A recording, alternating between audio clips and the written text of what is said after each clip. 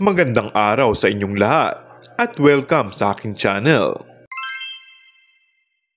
Coco Martin, nagpaliwanag bakit tinawag si Julia na nanay. Makahulugan at tingin at ngiti ang naging sagot ni Primetime King na si Coco Martin matapos na tanungin ito tungkol sa viral video kung saan tinawag niya si Julia Montes na nanay.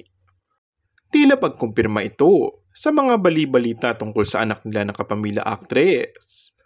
Maaalalang nag-viral sa social media ang video ng aktor na si Coco Martin na ibinandera sa TikTok. Agaw pansin kasi sa maraming netizens at fans ang pagtawag niya kay Julia Montes bilang nanay. Mapapanood sa video na nagbigay ng bouquet of flowers ang aktor after mapanood ang movie at sabay tinawag na nanay si Julia. Kasunod niya na yung paghikayat niya sa publiko na panoorin ang nasabing pelikula at inilarawan pa itong pang-international. Dahil dyan, marami ang kinilig at natuwa sa dalawa, habang may ilang nawindang at nagulat sa kanilang narinig. Kung matatandaan noong Hulyo, tila nagkaroon ng revelasyon ng TV host na si Willie Villame matapos magitin sa pre-debut event ng Will to Win na may anak na sina Coco at Julia.